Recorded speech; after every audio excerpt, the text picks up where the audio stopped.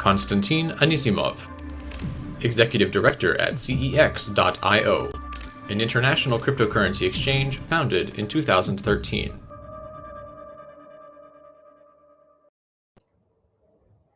Good afternoon, everybody. I'm here to talk about security aspects of institutional grade investments into DeFi. I'll first do a quick intro, then I'll talk about why DeFi could be of interest to professional investors. Then I'll talk about the security aspects of such investments, and then I'll discuss how CXIO is involved. We can also do Q&A in the end if we have time left. So my name is Konstantin Anissimov. I'm the Executive Director of CXIO. I'm in charge of sales strategy and corporate governance. I'm an engineer at heart. I used to develop and design embedded software electronics for mission-critical applications. I then did an MBA, executive MBA at Cambridge, and that is when I got introduced to blockchain, and I fell in love with the engineering side of blockchain, and I then managed to secure this role. So for the last year or so, I've also been an active contributor at top-tier media resources. CXIO is a top-tier exchange for those of you who have not heard of us or may not be as familiar. We have over 4 million customers worldwide. We're ranked number 8 by Crypto Compare ranking. And as Natalie already said, we were established, set up in London in 2013 with our headquarters in London and offices all around the world. We started off as a retail exchange. However, in the last couple of years, we've been developing into the institutional space as well. The main points I would like to highlight, though, is that we are an innovation-hungry business. We really like to stay current with the developments and stay on top of the developments. And we've been able to do so for the last 7 years within the crypto sphere, which is one of the fast-moving innovative industries in the world. And hence why we're also very active within the DeFi space. So why is DeFi, why could be DeFi of interest to large investors? Well, first of all, in the last 18 months, the total value locked in DeFi has grown tremendously. And if you look at the graph here on my slide, only in the last 2 months, the TVL increased from 15 billion to over 40 billion. This means that the ecosystem and technology underlying DeFi has evolved and became much more mature, and hence institutionals and professional investors are taking this seriously now. In addition to this, the annualized yields of DeFi are astronomical compared to traditional finance. So the combination of the two makes it a very interesting sweet deal. One thing I wanted to also highlight is the fact that even though DeFi has been developed with community spirit in mind, the reality is that at the moment, a small, simple retail investor cannot really participate in DeFi in a way that would be beneficial and where they wouldn't make a loss. So, for example, if you look at the top DeFi projects by total value locked, 7 out of 10 are based in Ethereum. There are other chains which are developing and gaining traction. However, as it stands, Ethereum is still the number 1 blockchain for DeFi projects. What this means, though, is, as we all know, gas prices have been going up and up and up. And you can see here that the leaderboard for consumption of gas, 6 out of 10 of those wallets are DeFi projects. This means that in order to enter into an investment position, it's possible that you would have to pay upwards of $200, and then to reap the rewards, you may have to pay anywhere between $100 and $200 again. So imagine a small retail investor wants to invest $100. The concept doesn't make sense. And that means that large-scale investors, probably $20,000 and up, this is the minimum level at which you can start making profits. So again, this is very interesting for professional investors. However, they can't just an organization like that cannot just make a decision to invest in a project by looking at the APYs. They need to analyze all the security concerns and potential issues with such investment. So they would look at things like custody, cybersecurity, risk management, governance, reporting, and the insurance. The paradox here is when it comes to custody, DeFi was developed with community spirit in mind and not with businesses, institutions, and professional investors in mind. And because of that, the whole custody toolkit has been lacking. However, recently that's been developed, and there are some really cool, interesting projects which would look at things like 4i principal control through multi-sigs or some other means. They would have definition of roles, so you could split between who's a trader, who's an administrator, who's a risk analyst. It's also very important for professional investors to have insurance to protect their assets against hacks and unsolicited asset access. The most crucial and interesting part of DeFi custody for institutional grade investors would be the ability to interact with multiple blockchains and multiple projects on the said blockchains in a seamless and safe manner. Because of the differences in technologies available in DeFi, it's actually very hard to build a solution that does all that. And currently, majority of investors would have to move their funds out of their safe custody into a third solution, which degrades the security of their funds for that period of time while they're investing. The next very important piece that a professional investor should look at is cybersecurity, and here they should check if a project did enough due diligence when they were building the smart contract and whether they've done QA, unit testing, etc. as an internal review. They should also try to look for external audits or maybe hire a company to do an external audit.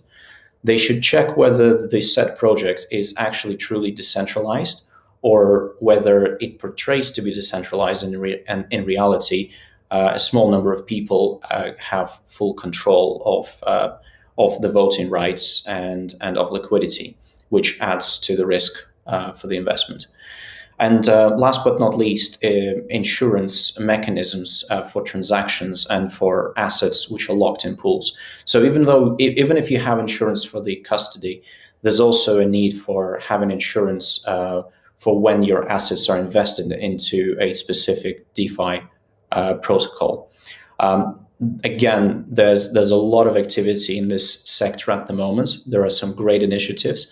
I believe it's not quite there, but I think we'll see some very, very interesting projects happening very soon here. The next part, which is very important for a professional investor, is analytics. You want to stay on top of and analyze any possible changes and risks for your investments. This could include liquidity analysis, and which essentially checks things like who controls the liquidity in a specific protocol, and if there's any additional risks in the information you find. Community governance, how is that set up? GitHub activity, how active is the project? Blockchain analysis, which would look at how many wallets, for example, how many wallets are active in a protocol. In other words, it could be that even though a protocol has a lot of assets locked inside the protocol, there could be very few wallets that control, say, 80% of the liquidity, which could fall under the liquidity analysis part as well. And if one of those three wallets were to sell their position, then you could have a liquidity crisis, which would lead to some unexpected circumstances, I would say. The other part, which is very, very important, is governance. As DeFi projects are community-driven, community-based projects, it needs to be clear for a professional investor that they're invested into something sound, and it's not a scam or a Ponzi scheme. And you would look at things like whether a project has a very clear and good development roadmap, whether they have specific current initiatives which are aligned with social and economic initiatives. They would look at community activity. How active is the community backing the project? Is it real, or is it a facade? And as well, governance setup. Keep coming back to this, but it is very, very important to make sure governance setup is correct and that the right decisions are made the right way. The last point I wanted to highlight here within the governance section is geopolitical risks.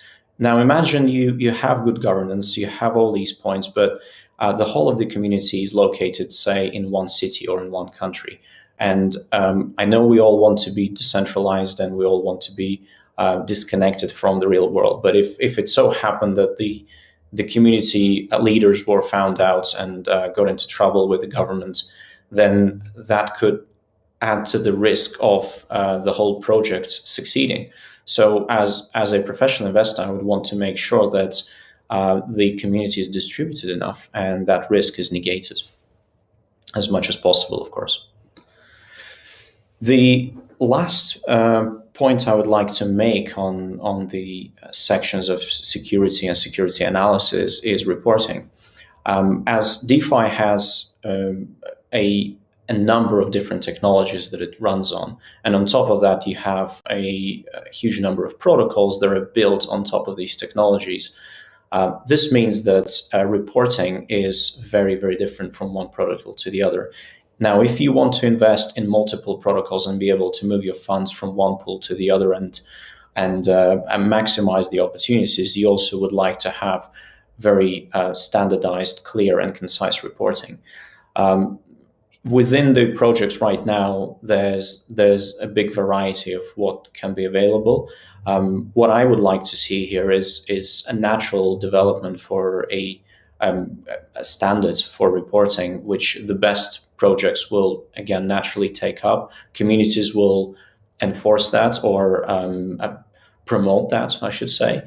And then those moves would make it easier for a new reporting aggregator to arrive, which professional investors and retail investors could make very good use of to make sure their investments are in order.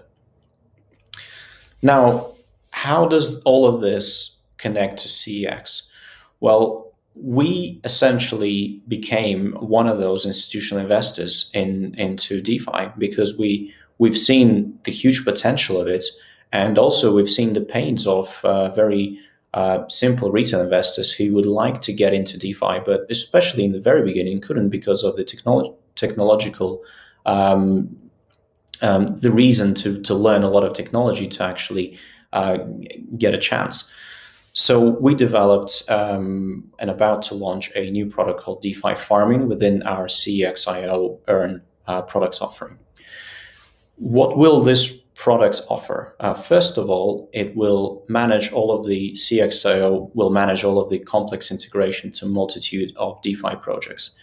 We will pool the investments from our retail clientele and invest on their behalf into DeFi projects, which means that the high Ethereum fees, which used to be a problem when you want to make a $100 investment, cease to become a problem because we're able to invest as a large investor on behalf of our clientele, and we also take it becomes our responsibility to do all of the risk analysis and to select the most trusted DeFi projects, and we would offer a limited selected list of DeFi projects to our customers. All of this will make sure that our clientele at CEX.io will have a secure, simple, and easy way to participate in the DeFi community and benefit from the yields available within DeFi, get closer to the community, hopefully learn and carry on participating and taking a more active stance within DeFi. And this is all from me. If you have any questions, I'm more than happy to answer.